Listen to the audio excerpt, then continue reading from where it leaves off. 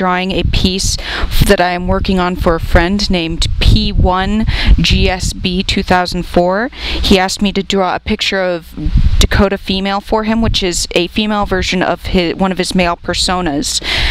And I hadn't gotten around to it, and I figured, hey, why not do a video about it? So I'm going to try my best. Honestly, I'm a little bit nervous. This is my first time doing something like this on camera. So I'm going to start out by drawing a circle for the head. I tend to start up near the top of the paper, that way, you know, I can fit the rest of the body in. So the circle with the crosshairs to point out a direction of which way they're going to be looking. And then I'm going to be doing the neck and the square for the torso. Of course, it's going to look very androgynous. You're not really going to know which way whether it's going to be male or female until a little bit later, because when you're drawing the outline of the picture, you just want to get the physical form down rather than the actual gender, and you can't really jump straight into the form of the character. I mean, you could if you're that good, but unfortunately I am not. I actually consider myself a fairly horrid artist, but you know, I try, and my friends seem to like my art, so I'm not going to complain. So what I'm doing is a very quick sketch of the body. I know I'm going a little bit fast. A lot of it is circles and squares in order to line up the physical form of the body. Down here is going to be the feet. This is the hip area. This is the stomach. This is the chest. Of course, like I said, it looks very androgynous. I'm going to add in some shoulders, and then add in the arms. This is just going to be a basic stand straight, look forward type pose.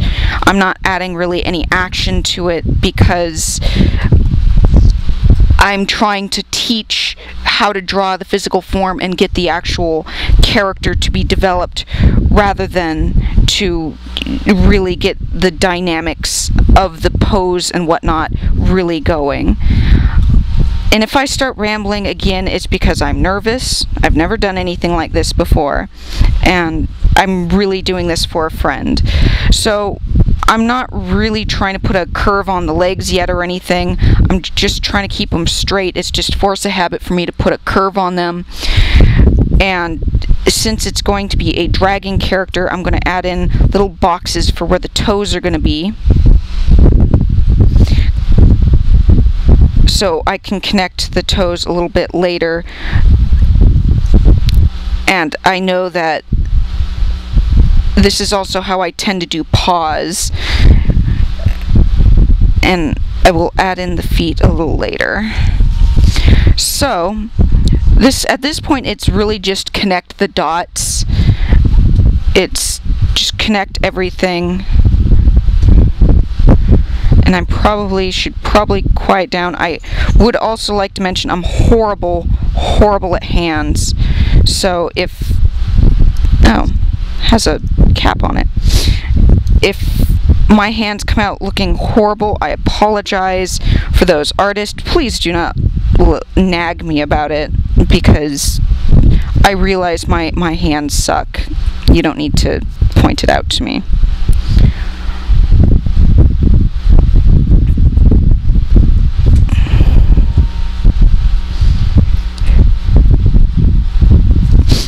So thus far, this is really what I have.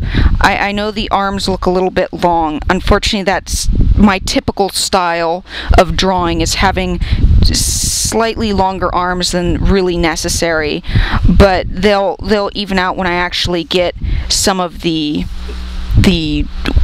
musculature to the arm and the curve of the arm. So I'm going to add in a little bit of the waist cinch here. Since it's a female, females tend to have a curve to the waist, which will be shown here by this dip right here.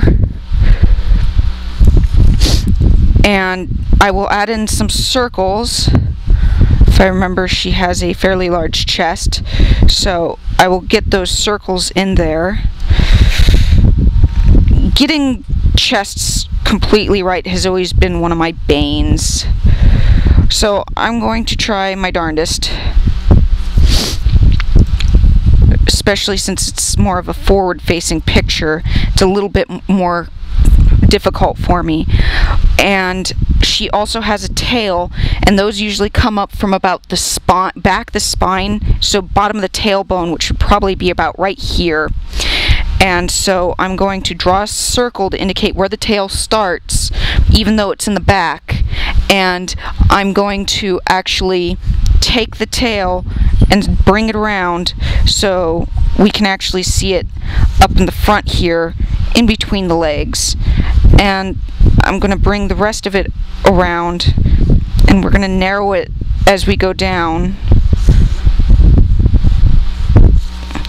And I'm going to have to adjust it a couple of times because I made it a little too thick, but as an artist, there's nothing wrong with using an eraser. As an artist, an eraser is your best friend. So, no one's perfect. Everyone has their own thing. I'll leave it like that for right now. So, as we go along, now I have the general basic sketch of her. Now I'm going to have to focus a little bit more on the face, which is going to be a little more interesting because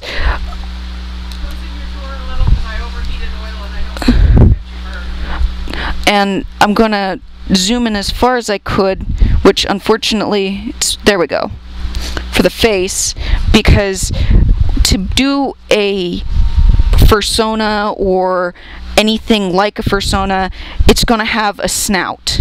So in this case, since she's looking forward, it's going to be a slight box on her face, and it's going to have a slight angle to it. So there's the box. If you really,